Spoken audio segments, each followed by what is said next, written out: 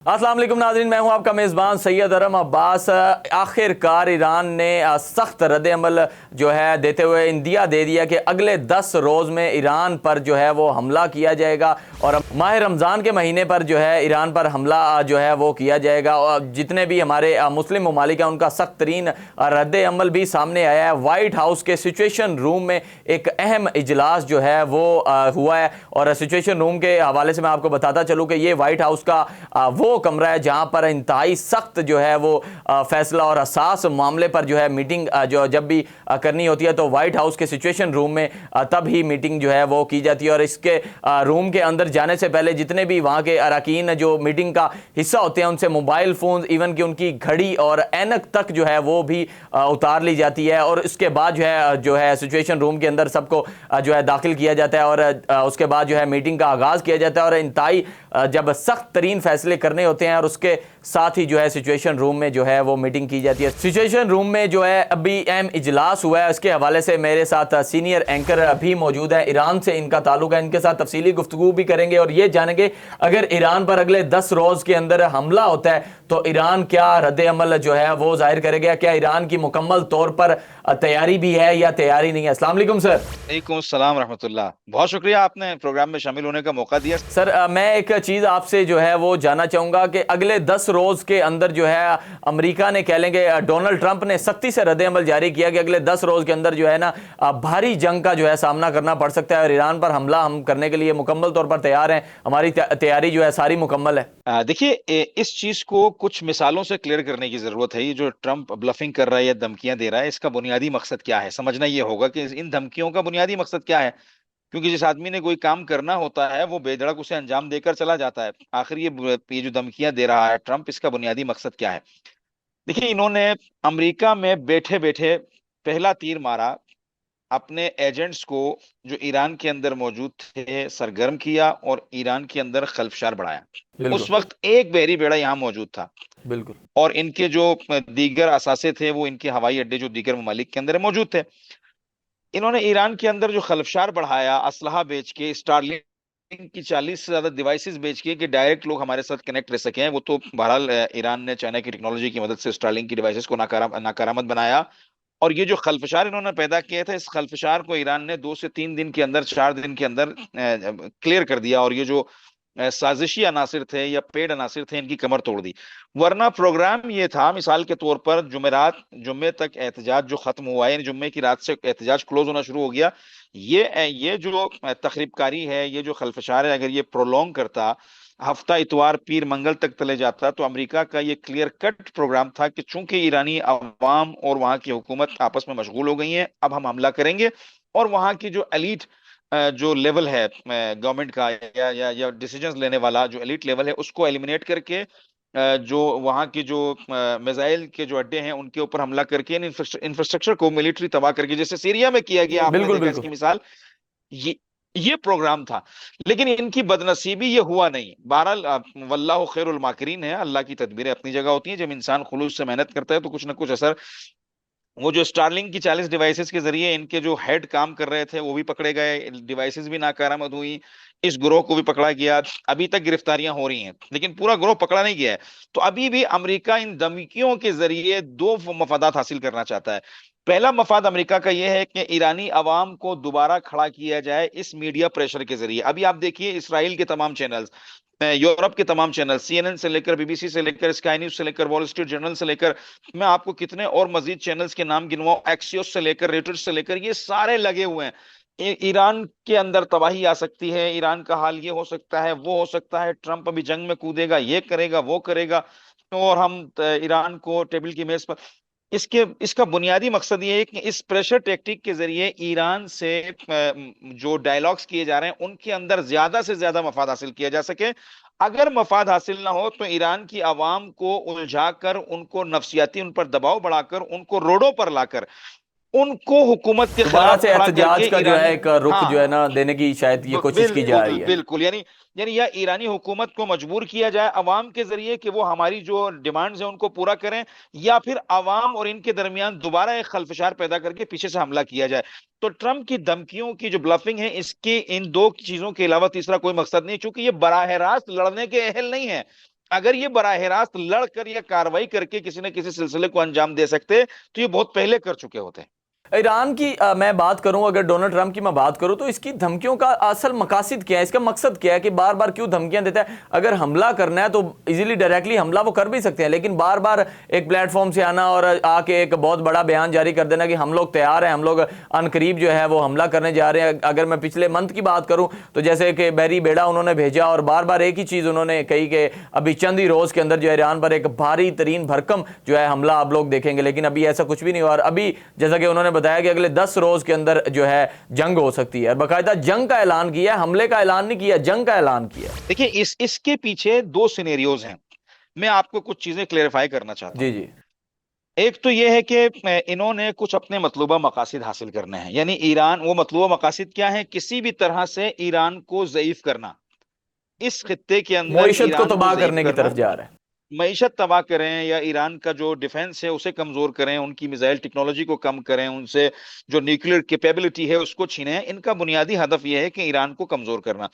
اس کے پیچھے کچھ بنیادی مقاصد ہیں، یہ اس میں کیوں لگے ہوئے؟ دیکھیں 47 سال سے تک تمام تر پابندیوں کے باوجود ایران کھڑا رہا، بالکل. اور ترقی کا معیار مجھے بتانے کی ضرورت نہیں ہے. پاکستان کے معروف اینکر پرسن ہے جاوید چودھری صاحب. جی. جاوید چودھری صاحب اپنے ویڈیو کلپ کے اندر جو ان کا میں نے ویلوگ دیکھا یا ان کا جو کالم دیکھا اس کے اندر کہتے ہیں کہ ایران ترقی کے معاملے میں پاکستان سے بھی 100 سال آگے ہے. بالکل. یہ میں ایران کی تعریف نہیں کر رہا ہوں کہ میں ایران میں بیٹھا ہوں تو ایران کی تعریف کر رہا ہوں یا اسٹڈی، نہیں. ان کا یہ بیان ان کے انفراسٹرکچر، ان کی امنیت، ان کے نظام کے لحاظ سے بالکل ٹھیک ہے جو ہم یہاں دیکھتے ہیں، جو انہوں نے دیکھا ہے. اچھا، ایک ایسا ملک جسے 47 سال سے آپ نے پابندیوں میں رکھا ہوا ہے، جس کے پاس ٹیکنالوجی آپ نے آنے نہیں دی، جس کے پاس تو پیسہ آپ نے آنے نہیں دیا، وہ ملک آپ کے سامنے کھڑا ہو گیا. اور اس وقت کہ جب آپ پوری دنیا میں اس امریکہ کی پوری ہسٹری کے اندر امریکہ اتنی تیاری کے ساتھ، اتنے زرق و برق کے ساتھ، اتنے شد و مت کے ساتھ کسی ملک پر حملے کے لیے نہیں گیا ہے. یہ دنیا کی تاریخ کا امریکن پہلا تھریٹ ہے کہ جس کو امپلیمنٹ کرنے کے لیے، اس تھریٹ کو عملی بنانے کے لیے امریکہ میں موجود تمام بحری بیڑے، تمام جو ہے وہ جو فیلنگ جو پلینز ہوتی ہیں وہ، اس کے علاوہ جنگی جیٹ، سب کچھ لے کے آ گیا ہے. آپ اندازہ کیجئے اس لیول کی تیاری کا مقصد یہ ہے کہ ایران اس لیول پہ آ کے کھڑا ہو گیا ہے کہ امریکہ وینیزویلا کی طرح ہلکی پھلکی تھریٹ کے اوپر ایران کو نہیں گرا سکتا ہے. تو اصل مقصد یہ ہے کہ ایران کو کمزور کرنا ہے. اگر ایران کمزور نہیں ہوا، کل بھی میں ایک چینل پر یہ بات کر چکا ہوں اور آج بھی کہہ رہا ہوں، اگر ایران اس کرائسس سے سرخرو ہو کر نکلتا ہے تو پوری دنیا کو ایک میسج جائے گا کہ امریکہ کی سپریمیسی کا زوال آ گیا ہے. دنیا کو اب اپنے اپنے معاملات کھڑے ہو کر امریکہ کے خلاف کھڑے ہو کر دیکھنے پڑیں گے. نمبر 2، ایران کے پاس جو ایئر پاور کی کمی تھی، ایران اسے روس اور چین کے ساتھ مل کر پورا کر رہا ہے. تو امریکہ کے لیے اور اسرائیل کے لیے یہ بات انتہائی خطرناک ہے. اگر امریکہ نے ایئر ڈیفنس سسٹم کو پورا کر لیا، چاہے وہ ریڈار کی شکل میں ہو، چاہے وہ جنگی طیاروں کی شکل میں ہو یا فیولنگ جیٹس کی شکل میں ہو، اگر ان کی یہ کمی کسی طرح پوری ہو گئی تو امریکہ اور اسرائیل مزید 100 سال تک ایران کے قریب بھٹک بھی نہیں سکتے ہیں. چونکہ اس وقت ایران کو جو سب سے بڑا مسئلہ ہے وہ ایئر ڈیفنس کا ہے. ایئر ڈیفنس کے معاملے میں ایران کمزور ہے. تیسرا، اس خطے میں تیل کا جو معاملہ ہے، وینیزویلا تو امریکہ نے چین سے لے لیا، اب رہ گیا ایران جو چین کو بہتر کوالٹی کا تیل سستے ریٹ میں فراہم کرتا ہے. اگر یہ خطہ قبضے میں آ جاتا ہے دوبارہ ایران کے، تو نہ صرف امریکہ کی معیشت اسٹرانگ ہوگی بلکہ چین کو بھی ایک بڑا دھچکا لگے گا. اور چین کو محدود کرنے میں امریکہ کو ایک بڑا کردار، ایک بڑا پوائنٹ، ایک بڑا سنگ میل مل جائے گا. ان تمام چیزوں کو اگر آپ سامنے رکھیں تو آپ کو سمجھ میں آ جائے گا کہ امریکہ کیوں ایران کے خلاف یہ گیدڑ بپکیاں یا جنگ کرنا چاہتا ہے. اور اس کے برعکس پھر چین کبھی بھی یہ نہیں چاہے گا کہ اس خطے کے اندر امریکہ دوبارہ اس طرح سے وارد ہو کہ چین کو مزید 100-150 سال تک خلیج فارس میں کام کرنے کی جگہ ہی نہ ملے. تو اس جنگ کو اب آپ ایک کانٹیکس میں نہیں دیکھیے امریکہ اور اسرائیل یا امریکہ، اسرائیل اور ایران، بلکہ یہ جب جنگ ہوگی تو یہ ایک ایسی عالمی جنگ ہوگی جو ورلڈ وار 3 میں کنورٹ ہو جائے گی. بے شک. کیونکہ امریکہ کی میں بات کروں تو ڈونلڈ ٹرمپ نے بھی جیسا کہ اپنے جو ہے ابھی ریسنٹلی انہوں نے خطاب میں بھی ایک چیز، بریفنگ میں بھی ایک چیز بتائی کہ ابھی 10 روز کے اندر ہی جو ہے نا ایک بھاری جنگ کا جو ہے ایران کو سامنا کرنا پڑے گا. پہلے وہ بات کرتے تھے حملے کی، لیکن اب وہ بات کرتے ہیں جنگ کی. یہاں پر میں دوسرے ممالک کی بات کروں تو ان پر بھی جو ہے امریکہ نے آلریڈی پہلے ماہ رمضان کے مہینے میں بھی جو ہے جنگ کا اور حملے کا اندیا دیا تھا، اور انہوں نے باقاعدہ طور پر حملہ امریکہ نے کیا ہے ماہ رمضان کے مہینے میں. کیا ابھی لگتا ہے کہ ابھی ماہ رمضان کے مہینے کو ہی کیوں امریکہ جو ہے جنگ کی طرف جا رہا ہے یا حملے کی طرف جا رہا ہے؟ اس سے پہلے افغانستان پر بھی حملہ امریکہ نے کیا، رمضان میں کیا، لیبیا پر بھی حملہ جو ہے وہ جیسا کہ کیا انہوں نے ماہ رمضان کے مہینے میں بھی کیا. صدام حسین کو جب گرفتار کیا گیا تو وہ بھی جو ہے ماہ رمضان کے مہینے میں بھی کیا گیا. تو اگر عراق کی بات کی جائے تو وہ بھی 2023 میں ماہ رمضان کے مہینے میں بھی کیا گیا، اور ابھی ایران کی باری بھی ماہ رمضان کے مہینے میں آ سکتی ہے کہ نہیں آ سکتی؟ نہیں دیکھیے، یہ ان سے محاسبہ غلط ہو گیا امریکہ سے. یہ ان کا کام یہ جو پچھلی دفعہ جو ایران کے اندر خلفشار اٹھا، یا جو تخریب گری کا معاملہ ہوا، یا جو سول وار والی کیفیت انہوں نے پیدا کرنے کی کوشش کی تھی، ان کے حساب کتاب کے مطابق ایران کو اسی جگہ انہی دنوں کے اندر ایک نئے کو کے ذریعے کلیئر کر دینا تھا. اس کے لیے اندر کے ایجنٹس موجود تھے، باہر کے ایجنٹس موجود تھے، کام پورا ہو گیا تھا. لیکن ان کا محاسبہ غلط ثابت ہوا، اور ایران یہ جو ایک کو ٹائپ کی چیز تھی، اس کو کنٹرول کرنے میں ایران کامیاب ہو گیا، اور امریکہ اپنے مفادات کو حاصل کرنے میں ناکام رہا. اس لیے یہ طول پکڑ گیا. یہ رمضان تک تو بات آنی ہی نہیں تھی، یہ پیچھے شعبان سے بھی پہلے کلیئر ہو بالکل جانی تھی. بالکل. لیکن یہ ان کی بدنصیبی یہاں کلیئر ہو گیا. یہ اس لیے اب یہ دوبارہ اس پریشر کو بڑھانے کے لیے، جسے میں نے پچھلی دفعہ آپ کی خدمت میں عرض کیا پچھلے سیشن میں، اس پریشر کو بڑھانے کے لیے ایران کی گورنمنٹ کے اوپر اور ایرانی عوام کے اوپر اتنی شد و مد کے ساتھ اپنے اتحادیوں کے ساتھ ہی آئے ہیں کہ ایسا لگتا ہے جیسے کل اسلام کے مقابلے میں کل کفر آ گیا ہے. اب آپ دیکھیے نا، امریکہ کی یہ 2 صدیوں پر محیط تاریخ کے اندر اتنی تیاری کسی بھی ملک کے خلاف نہیں کی گئی جتنی ایران کے خلاف. تو اس سے واضح یہ ہوتا ہے کہ یہ میدان میں تو ایران کے خلاف نہیں جیت سکتے ہیں. چونکہ اگر اسرائیل کے ساتھ 12 روزہ جنگ نہیں ہوئی ہوتی تو میں یہ کہہ سکتا تھا کہ امریکہ اس غلط فہمی کا شکار ہوگا. لیکن امریکہ یہ اچھی طرح جانتا ہے کہ ایران نے 12 روزہ جنگ میں اسرائیل کے ساتھ جو ہوئی تھی، جس میں امریکہ اور اسرائیل نے خود کہا کہ ہم نے اس جنگ کے لیے جو امریکہ ایران کے خلاف کی ہے 20 سال پریکٹس کی ہے، 20 سال کے بعد بھی انہیں منہ کی کھانی پڑی. اس وقت ایران نے آخری کے دنوں میں خرمشیر 2 اور فتح 2 میزائل کی تجربے کیے، اور اب تو ایران خرمشیر 4 اور فتح 4 لے کے بیٹھا ہے، جس کے بارے میں یہ کاناپوسیاں بھی ہیں، میں جسے اردو میں کہہ سکتا ہوں، یا تھوڑی سی سرگوشیاں ہو رہی ہیں چیم کہ گوئیاں کہہ لیں. جو چیمبر گوئیاں، رشیا کا جو اورشینک میزائل ہے اس کی ٹیکنالوجی ممکن ہے کہ خرمشیر 4 کے اندر استعمال کی گئی ہو ایرانی ٹیکنالوجی کے ساتھ ملا کے. تو یہ امریکہ کے لیے خواب ہے، یہ گیدڑ بپکیاں ہیں. یہ صرف پریشر کے ذریعے ایرانی حکومت سے اپنے مفادات حاصل کرنا چاہتے ہیں، جس کے لیے ایرانی حکومت کسی طور بھی تیار نہیں ہے. انہوں نے کہا ہے آپ کا ایک چھوٹا سا اقدام بھی اس پورے خطے کو لے کر تباہ کرے گا. میں بات کروں صدر ٹرمپ کی، تو ان کا جو ہے سخت ترین جو ہے وہ لہجہ اس دفعہ دیکھنے کو ملا ہے، اور ایک ہی چیز انہوں نے جو ہے رپیٹ کی ہے کہ اس دفعہ دنیا دیکھے گی کہ جو ہے جنگ کیسے ہوتی ہے، اور ہم لوگ اس کے لیے تیار ہیں. اگر میں دوسری طرف ایران کی بات کروں تو ان کے جو سپریم لیڈر ہیں ان کا یہی کہنا ہے، جب انہوں نے بھی کوئی اہم فیصلہ کرنا ہوتا ہے تو وہ مسجد میں نماز پڑھتے ہیں اور اس کے بعد کوئی فیصلہ کرتے ہیں. تو کیا ایران مکمل طور پر تیار ہے؟ جو امریکہ نے ابھی کہا ہے کہ اگلے 10 روز کے اندر جنگ ہوگی. میں اس کو الگ الگ مثالوں سے واضح کروں گا. ٹرمپ کی دھمکیوں کا لیول میں آپ کو بتاتا ہوں کیا ہے.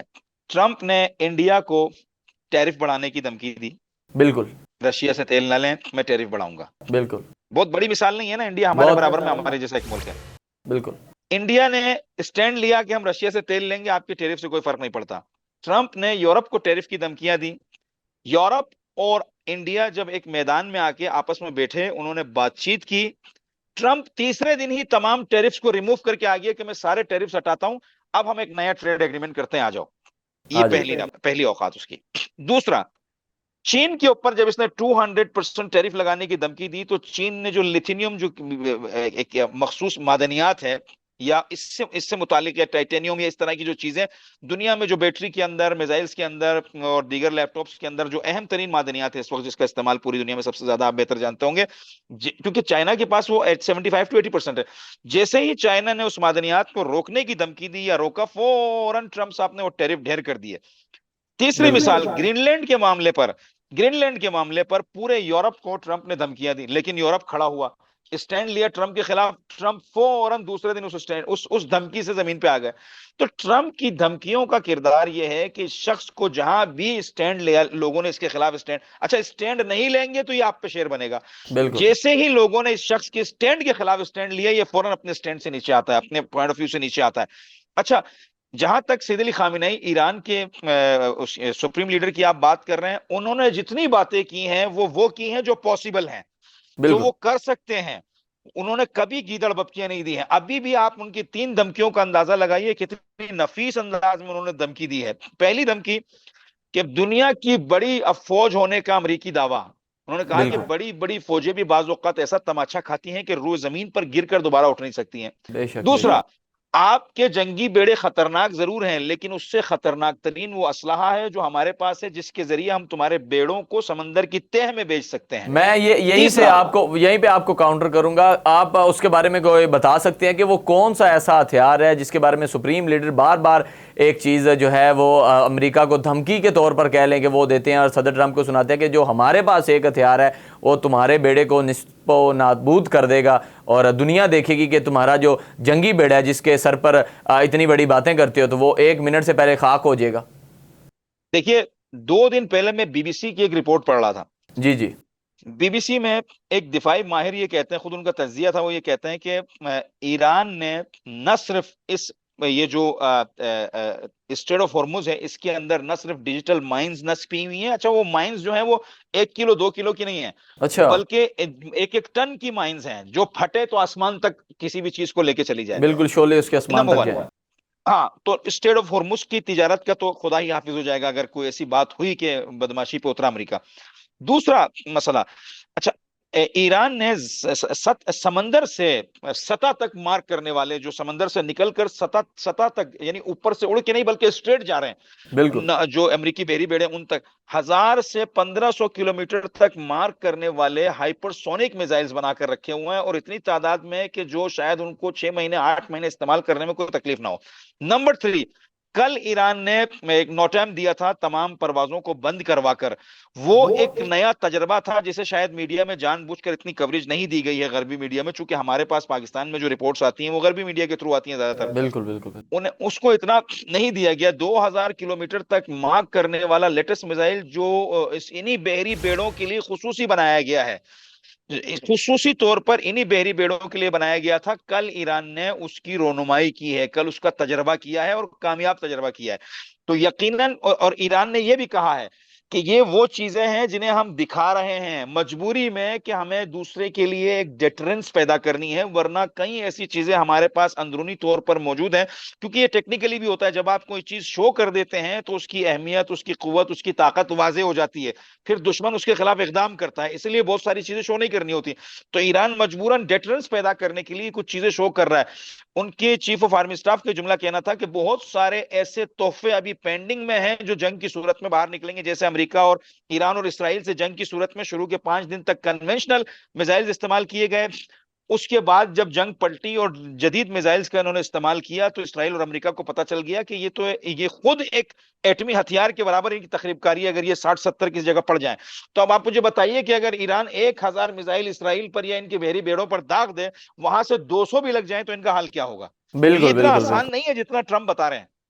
صدر ٹرمپ، میں ایک طرف یہ بھی کہوں گا کہ کچھ لوگوں کا یہی بیان ہے، جیسے کہ کچھ رپورٹس میں پڑھا جاتا ہے کہ صدر ٹرمپ خود بھی بڑے ڈرے ہوئے ہیں اس چیز کو لے کر کہ اگر جنگ ہوتی ہے تو صاف ظاہر ہے امریکہ کا بہت بڑا نقصان ہوگا، جو کہ آلریڈی ان کو معیشت میں جو ہے ہم دیکھ رہے ہیں کہ کیونکہ کافی ٹائم سے بیڑا جو ہے وہ آیا ہوا ہے ایران کی حدود سے تھوڑا سا ہی پاس ہے، دور اتنا زیادہ نہیں ہے، اور اس کے بعد جو جنگی تیاریاں چل رہی ہیں اس میں بھی امریکہ کو جو ہے معیشت کا سامنا کرنا پڑ رہا ہے، اور اگر امریکہ کامیاب نہیں ہوتا تو صدر ٹرمپ کے ساتھ کیا ہوگا؟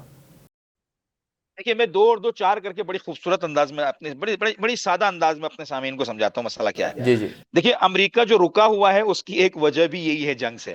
دیکھیں نا، امریکہ اس وقت اقتصادی طور پر چین سے زیادہ بری حالت میں ہے، بالکل چین اقتصادی طور پر امریکہ کے اوپر ہے، اور امریکہ اقتصادی طور پر ٹریلینز آف ڈالرز کا مقروض ہے، نمبر 1۔ نمبر 2، اگر امریکہ اس جنگ میں کودتا ہے تو جس نظامی یا عسکری برتری کا امریکہ دعویٰ کرتا ہے اس کا بھی زوال آئے گا، کیونکہ یہ جنگ ایسی نہیں ہوگی، یہ دنیا کے تمام ماہرین کی آرا بتا رہا ہوں میں، جو یورپ سے لے کر مڈل ایسٹ تک اور پاکستان سے لے کر جو ہے وہ دیگر دنیا کے ممالک جو اہلیت رکھتے ہیں ڈیفنس کی، ان کی آرا کو ملا کے ایک نتیجہ بتا رہا ہوں آپ کو. اگر امریکہ ایران کے ساتھ کوئی ایڈونچر کرتا ہے تو یہ ایڈونچر ایک رات یا 2 راتوں کا نہیں ہوگا، بلکہ یہ دنوں سے نکل کر مہینوں پر محیط ہو سکتا ہے. ایران کے پاس اتنے اسلحے کا سٹاک ہے، پیچھے چین اور روس کی بھی ان کو جدید امداد، ہر ہفتے 2-3 پروازیں ان کے پاس اسلحے کی آ رہی ہیں، کھیپ کی. سر میں تو یہیں پہ امریکہ آپ کو کے یہیں پہ آپ کو ایک کاؤنٹر کروں گا. جو جدید اسلحہ پرووائڈ کیا جا رہا ہے ایران کو، کیا امریکہ کے ہدف میں وہ بھی جو ہیں کہ وہ بھی ممالک ہیں کہ وہ کیوں ان کو جو ہے وہ جدید اسلحہ پرووائڈ کریں، چاہے چائنا ہو یا کوئی اور بھی ممالک ہوں؟ کیا ایران کے ساتھ ساتھ وہ بھی ہدف کا نشانہ ہوں گے امریکہ کے؟ نہیں نہیں، اس کی میں یہی آپ کو سمجھانا چاہ رہا ہوں نا. دیکھیں یہ تو اس وقت تو کوئی شک ہی نہیں ہے نا کہ دنیا 2 بلاکس کے اندر تقسیم ہو گئی ہے. بے شک بے شک. تو جس طرح سے امریکہ اس خطے کے اندر اپنی بدماشی برقرار رکھنے کے لیے اسرائیل کو سپورٹ کر رہا ہے، یقیناً رشیا اور چائنا بھی اس خطے میں اپنے مفادات کو برقرار رکھنے کے لیے یہ عقلی تقاضا ہے کہ ایران کو سپورٹ کریں. تو بالکل. چائنا اور رشیا کی جانب سے زیادہ تر ایران کو ایئر ڈیفنس کی مد میں سپورٹ کی جا رہی ہے، چونکہ باقی کے تو تمام جو ضروریات کی چیزیں وہ ایران کے پاس وہ موجود ہیں. ان کے پاس اصل نقطے کمپلیٹ. کی طرف آتا ہوں، جو بات آپ سے ہو رہی تھی. امریکہ کبھی نہیں چاہے گا کہ ایران کے ساتھ اس دلدل میں کودے، چونکہ ایران نہ صرف گھنٹوں بلکہ دنوں مہینوں پر اس جنگ کو محیط کر سکتا ہے. اور یقیناً ایران نے یہ دھمکی دی ہے کہ اگر امریکہ جنگ میں کودا تو ہم امریکہ کو وار کر کے جانے نہیں دیں گے، بلکہ مہینوں تک یہ جنگ ہم برقرار رکھیں گے اور اس پورے خطے کے اندر امریکی اہداف کو نشانہ بنائیں گے. اچھا آپ مجھے بتائیے، 1 مہینے تک امریکہ اگر ڈیلی 10 سے 15 میزائل اور 10 سے 20 جیٹس کو یوز کرتا ہے تو امریکہ کی دفاعی وسائل میں کمی آئے گی یا نہیں آئے گی؟ بہت زیادہ آئے گی کمی، بہت زیادہ آئے گی. سبحان اللہ سبحان اللہ. بات یہ ہے، امریکہ کے دفاعی سامان میں کمی آ گئی. امریکہ کی اقتصاد کمزور ہونے کی صورت میں چائنا آلریڈی ڈالر کے پیچھے لگا ہوا ہے. ابھی بھی 3.7% سے 7.3% تک چائنا نے ڈالر کو زمین کی طرف بھیجا ہے طے کی اور طرف لائے. یوان کے بالکل پھیلاؤ میں لگا ہوا ہے. تو بالکل. چائنا کے لیے اتنا سنہری موقع بن جائے گا کہ چائنا پوری دنیا کے اندر اپنے سسٹم کو پھیلانے اور دنیا کو اپنی طرف متوجہ کرنے میں کامیاب ہو جائے گا. اور یہ امریکن تھنک ٹینکس اچھی طرح جانتے ہیں. صرف یہی وجہ ہے کہ وہ ایران کے ساتھ اس طرح کا ایڈونچر کرنے کے لیے تیار نہیں ہے. اور میں یہ ممکنہ اقدام آپ کو بتا رہا ہوں، 2 صورتیں ہو سکتی ہیں. ہو سکتا ہے کہ ٹرمپ کا محاسبہ ہو جائے، امپیچمنٹ ہو جائے امریکن سینٹ کے ذریعے، یہ بھی امکان ہے اس کی غلطیوں کی وجہ سے. اور یہ بھی قوی امکان ہے کہ اس امپیچمنٹ سے بچنے کے لیے ٹرمپ امریکہ کو کسی ایسے دلدل میں ڈھکیل دے کہ جہاں پر امریکہ کی سپریمیسی کا مکمل زوال ہو جائے اور ان کی اقتصاد کی خبر کے ساتھ ساتھ ان کی سپریمیسی کی خبر بھی کھد جائے. اگر میں ایک چیز یہاں پہ آپ سے پوچھنا ضرور چاہوں گا کہ اللہ کرے، پہلے ہی تو ہماری یہی سب کی دعا ہے کہ یہ جنگ ہو ہی نہ، اور کیونکہ یہ مسلمانوں کا خطہ اور ماہ رمضان میں اگر اس طرح کا جو کوئی بھی رد عمل سامنے آتا ہے تو جتنے بھی ممالک ہیں امت مسلمہ ہیں، وہ ممالک کیا کردار ادا کریں گے، یہ تو بات کی بات ہے. اگر یہ جنگ ہوتی ہے اور ایران جنگ کا فاتح ہوتا ہے تو اس کے بعد ایران پر کیا اثرات آئیں گے؟ دیکھیے، اسرائیل کے ساتھ جو 12 روزہ جنگ ہوئی تھی ایران کی، جی جی اس جنگ میں ہم نے تمام مسلم ممالک کے کردار کو دیکھا. بالکل. جو کردار مسلم ممالک کا ہونا چاہیے تھا وہ بالکل نہیں ہوا، بلکہ کئی مسلم ممالک نے الٹا امریکہ اور اسرائیل کی مدد کی انڈائریکٹلی، بالکل. اور ایران کو دھمکیاں تک دی. اس پورے ریجن کے اندر واحد پاکستان تھا. میں پھر پاکستان کے اس کردار کو سراہوں گا جس نے ایٹ لیسٹ کھڑے ہو کر دنیا کے ہر فورم کے اوپر اسرائیل کے خلاف کھل کر اور ایران کی حمایت میں کھل کر آواز اٹھائی. بے جو شک. پاکستان کر سکتا تھا اس حیثیت کے اندر پاکستان نے پوری مدد کی. باقی کسی اسلامی ملک نے آواز اٹھانے کے بجائے ان میں سے چند ممالک نے اسرائیل اور امریکہ کو سپورٹ کرنے کی کوشش کی جن کے مفادات وہاں جڑے ہوئے تھے. تو ابھی بھی ایسا ہی ہے، کوئی خاطر خواہ تبدیلی میرے خیال میں نہیں ہے. صرف اور صرف ترکی اس وقت ایران کو کسی حد تک سپورٹ کرنے پر راضی ہوا ہے مینٹلی اپنے آپ میں. یہاں پر اس کی عمان وجہ کی میں یہ ہے بات کہ کروں تو عمان تو آپ کے سامنے جو ہے وہ ثالثی کا کردار ادا کر رہا ہے. عمان بھی تو ہے ایران کے عمان ساتھ. نہیں ساتھ نہیں ہے. عمان اس زمانے میں بھی نہ ان کے ساتھ مشغول رہا نہ ان کے ساتھ مشغول رہا. یعنی عمان نے اپنا دامن بچائے رکھا. جس طرح سے میں نے آپ کی خدمت میں عرض کی تھی، کچھ ممالک نے تو انڈائریکٹلی اسرائیل اور امریکہ کو سپورٹ کیا. मुस्लिम बिल्कुल। ममालिक ने उस जमाने में, और कुछ ने बयानात की हद तक अमेरिका इसराइल को सपोर्ट किया। ओमान ने किसी भी किस्म का ना उधर वास्ता रखा ना इधर वास्ता रखा, उसने अपने आप को बचाए रखा। इसलिए ईरान ओमान को बेहतर समझता है दीगर मुस्लिम ममालिक की निस्बत अपने लिए एतमाद के हवाले से। तो अभी भी मुझे ऐसा ही लगता है, कोई खास किरदार अदा नहीं होगा, लेकिन तुर्की इसलिए सोचने पर मजबूर हुआ या ईरान की थोड़ी सी हिमायत करने पर मजबूर हुआ कि तुर्की को अब यह बात पता चल चुकी है कि अगर ईरान जाता है, अगला नंबर बराह रास्त मेरा है। चूंकि इस खित्ते के अंदर मुस्लिम ममालिक में ईरान के बाद तुर्की ही ऐसा मुस्लिम मुल्क है जो बिल्कुल, जिनकी इक्तसादी और निजाम इंतजामी या अस्करी लिहाज से ताकतवर है। तो तुर्की को यह बात पता चल गई है क्लियर कट कि ईरान के बाद मेरा नंबर है, इसलिए मजबूरन तुर्की भी अब किसी हद तक साथ दे रहा है। मैं गज़ा बोर्ड ऑफ पीस की बात करूंगा। रिसेंटली जो कन्वेंशन वगैरह हुई गज़ा बोर्ड ऑफ पीस में, पाकिस्तान के जो हमारे प्राइम मिनिस्टर हैं, वज़ीर आज़म साहब हैं, वो इसराइल के जो वहाँ पे मौजूद थे, उनके साथ बैठने के जो है साथ बैठने की वजह से काफ़ी तनकीद का भी सामना जो है उनको भी करना पड़ा है। और क्या समझते हैं कि ईरान क्या समझता है कि अगर ये जंग होती है जो कि अगले 10 रोज़ के अंदर इंडिया दिया गया है, तो पाकिस्तान जो है वो क्या किरदार अदा करेगा, या ईरान क्या समझता है कि पाकिस्तान कैसे हमारे साथ खड़ा होगा? देखिए, पाकिस्तान जिस हालत में आवाज उठा सकता है ईरान के लिए, वो हालत बैनुल अक़वामी प्लेटफॉर्म्स पर इस माहौल को बताना है पूरी दुनिया को। अक़वाम मुत्तहिदा के प्लेटफॉर्म से आवाज उठाना है, या मसलन दुनिया के दीगर जो प्लेटफॉर्म है आलमी वहां सतह आवाज पर कह उठाना सकते है। हैं। बिल्कुल बिल्कुल। हाँ, दीगर नहीं, उसके अलावा दीगर जो मुस्लिम ममालिक हैं उनके वज़ीर ख़ारिजा को साथ बिठाकर एक मीटिंग करके एक बयानिया देना, ताकि पूरी दुनिया तक ये मैसेज जाए कि हम इस अमल के साथ नहीं हैं। ये पाकिस्तान इस हद तक इक़दाम कर सकता है, इससे ज्यादा पाकिस्तान इक़दाम कर भी नहीं सकता, चूंकि पाकिस्तान मुआशी एतबार से कमजोर मुल्क है। हमने अपनी अस्करी ताकत को इंडिया के मुकाबले में तैयार किया, जो हमारी मजबूरी थी, शायद उसकी हमें जरूरत नहीं थी, लेकिन हम मजबूर थे, हमारा दुश्मन हमारे सामने ज्यादा बड़ा था। वरना पाकिस्तान इतना स्ट्रांग नहीं है। जो ममालिक स्ट्रांग है, जिनकी इक्तिसाद बेहतर है, जो मामले को आगे बढ़ा सकते हैं, जो अमेरिका पर प्रेशर डाल सकते हैं, वो खामोश हैं या अंदरूनी तौर पर अमेरिका और इसराइल के साथ है। बड़ा मसला ये है, पाकिस्तान का किरदार अपनी जगह बहुत एहसन रहा है इन जंगों को रुकवाने के मामले में, या ईरान और अमेरिका इसराइल के मामले में बहुत बेहतर किरदार रहा है।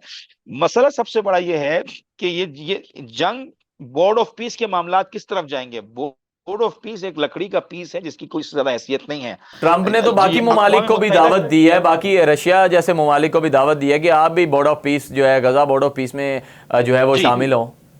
तो क्या समझते हैं कि ये कोई स्टंट तो नहीं खेला जा रहा? सवाल यह है कि ये बनिया आदमी है, इसे जहां 2 रुपए का फायदा नजर आए, ये फौरन वहां की तरफ मुड़ जाता है। सवाल यह है कि सलामती काउंसिल के होते हुए बोर्ड ऑफ पीस की जरूरत क्या है, पहला सवाल। बिल्कुल, दूसरा सवाल, इन्होंने चौधरी बनकर बोर्ड ऑफ पीस बना लिया। बोर्ड ऑफ पीस बनाने की सूरत में जो ये रशिया को और चाइना को दावत दी है, चाइना और रशिया ने 2 जवाब दिए हैं। पहला जवाब रशिया का ये है कि हम गौर करके आपको इसका जवाब देंगे। चाइना ने डायरेक्टली मना कर दिया, कहा कि भाई हमारा एतमाद सलामती काउंसिल के ऊपर है, जो होगा उसके कवानीन के मुताबिक होगा, आप कोई नई अथॉरिटी नहीं है। और यही काम कल यूके का एक जजीरा है, एक जजीरा है बहरा हिंद के करीब, डियागो गार्सिया के नाम से, उस पर यूके का कंट्रोल है, जिसमें अमेरिका भी कुछ मामलात में उनके साथ है। तो वो मेरा ख्याल है अमेरिका ने यूके से मांगा कि आप हमें दें ताकि हम ईरान पर हमले में वहां से फायदा उठा सकें। तो यूके ने भी ट्रंप को क्लियर मना कर दिया कि वो जो जजीरा है बैनुल अक़वामी कवानीन के मुताबिक हम उस पर अमल करेंगे, आप ठेकेदार नहीं है, हम आपको नहीं दे सकते। तो यहां से अंदाजा लगाइए कि इस बंदे की जो मुख्तलिफ मामलात पर गलत पॉलिसियां हैं, उसका नतीजा अब क्या आ रहा है। इसीलिए अमेरिका के अंदर इसकी इम्पीचमेंट का जो प्रोसेस है ट्रंप की, वो तेजी से आगे बढ़ने लगा है। और फिर मैं ये आखिरी जुमला कह रहा हूं कि 2 सूरतें हो सकती हैं, या तो सेनेट इसका इम्पीचमेंट करने में कामयाब हो जाएगी, या इम्पीचमेंट से बचने के लिए जंग की फजा को अमली बनाने में कामयाब हो जाएगा। मैं यहाँ पर एक और चीज़ जो है बड़ी ख़ास आपसे पूछना चाहूँगा कि जैसा कि ईरान जितना भी बड़ा मुल्क है, या जो भी उनके अवाम की मैं बात करूँ, उनका मोराल तो बुलंद है। वो तो कहते हैं हमारे लिए जंग है या चाहे कोई हमला है, हम तो जिहाद के लिए निकले हुए, हमने अल्लाह की राह में कुर्बान हो रहा है, और हम अमेरिका के नीचे कभी भी नहीं लगेंगे, हम उनकी बातों को एक्सेप्ट नहीं करेंगे। इसी तरफ मैं दूसरी तरफ अगर अमेरिका की बात करूँ, तो अमेरिकी अवाम का क्या समझते हैं कि उनका क्या किरदार है, वो क्या समझते हैं इस चीज़ को, वो अपने मुल्क के साथ है या नहीं है? ट्रंप साहब, देखिए, अमरीकी अवाम, इसमें कोई शक नहीं है, बाशऊर अवाम है। बेशक हमारी निस्बत एजुकेटेड अवाम है, सिविलाइज्ड अवाम है, चीजों को ज्यादा बेहतर तरीके से समझती है, चीजों की तह तक जाते हैं, वो रिसर्च करके बात करते हैं। ہمارے ہاں تو آپ کو پتہ ہے سوسائٹی کا عالم یہ ہے کہ کوئی اگر مولوی کچھ کہہ دے تو اس کی بات کو حرف پیغمبر یا حرف خدا سمجھ کر بھی بعض اوقات قبول کر لیا جاتا ہے. اس لیول کی بھی ہمارے یہاں جہالت پائی جاتی ہے. ان کے یہاں ایسا نہیں ہے. ان کے دین کا، ان کے عقیدے کا معاملہ اپنی جگہ، لیکن وہ کسی بھی بات کو مکمل تحقیق کے بعد اس پر عمل کرنے کی کوشش کرتے ہیں. امریکی عوام اس بات کو سمجھتی ہے، اور اس کا اندازہ آپ کو اس بات سے ہوگا کہ ٹرمپ کے برسر اقتدار آنے کے بعد، جس میں ٹرمپ نے وعدے کیے تھے کہ میں دنیا کو امن کی طرف لے کے جاؤں گا، جنگوں کا خاتمہ کریں گے، اور یہ سارے خوبصورت وعدوں کے ذریعے جو ٹرمپ اوپر آیا تھا، اور اس کے برعکس جب ٹرمپ نے عملی نتیجہ پیش کیا تو ٹرمپ کا گراف تقریباً 20 سے 22% امریکہ میں نیچے آ گیا ہے. یعنی وہ جو پسندیدگی کا گراف تھا وہ 20 سے 22% نیچے آ گیا. اور اس سال امریکہ کے اندر مڈ ٹرم الیکشن شروع ہونے والے ہیں. آپ جانتے ہیں امریکہ میں بے ایک شک مڈ بے ٹرم شک. الیکشن ہے اور پھر فائنل الیکشن ہوتا ہے. تو عین ممکن ہے کہ اس مڈ ٹرم الیکشن میں ٹرمپ کو منہ کی کھانی پڑے. اور اسی لیے کل میں ٹرمپ کا ایک بیان پڑھ رہا تھا، نہیں معذرت چاہتا ہوں، چند روز پہلے ایک امریکن جریدے سے ہی پڑھ رہا تھا، میرے ذہن سے نام نکل گیا اس کا، بہرحال جس میں ٹرمپ یہ کہتے ہیں کہ اگر امریکی الیکشن صاف ستھرے نہیں ہوئے تو دنیا کے اندر امریکہ کا وجود بھی نہیں رہے گا. ہاں یعنی آپ اس بالکل. دھمکی کو ملاحظہ فرمائیے کہ وہ اس کے ذریعے کیا مقاصد حاصل کرنا چاہتا ہے. تو ٹرمپ کا گراف، اس میں کوئی شک نہیں ہے کہ تقریباً 20 سے 25% نیچے آ گیا ہے، اور اس کی یہی حکمت عملی جاری رہی تو ممکن ہے امریکی عوام کے اندر یہ مزید 30-40% اس کا گراف مزید گرے الیکشن تک. بے شک جی، ہم لوگ بھی یہی چاہیں گے کہ اگر پہلی بات تو یہی ہے کہ اللہ نہ کرے کہ جو بھی ہمارا اسلامی خطہ ہے یہ جنگ کی طرف جو ہے وہ جائے. اور ماہ رمضان کے مہینے میں جیسا کہ ایران پر اگلے 10 روز کے اندر جو ہے حملہ کرنے کا جو ہے امریکہ نے عندیہ دے دی ہے، اور ہماری سب سے یہی درخواست ہے. باقی جتنے بھی مسلم ممالک ہیں ان کا کیا کردار ہوگا، اور ایران اس چیز کے لیے مکمل طور پر تیار ہے یا نہیں ہے، کیونکہ وائٹ ہاؤس کے سچویشن روم میں جو اجلاس ہوا ہے اور وہ جو خفیہ کمرہ ہے وہاں پر جو اجلاس ہوا ہے، اور اس کے بعد تو یہی سمجھا جا رہا ہے کہ ایران پر اگلے 10 روز پر امریکہ ایک بھاری بھرکم جو ہے وہ حملہ کرے گا، جنگ کی طرف جو ہے وہ دھکیلا جائے گا. آپ کیا رائے رکھتے ہیں ہمارے کامنٹ سیکشن میں ضرور بتائیے گا. اپنے ہوسٹ کو دیجیے اجازت. اللہ حافظ.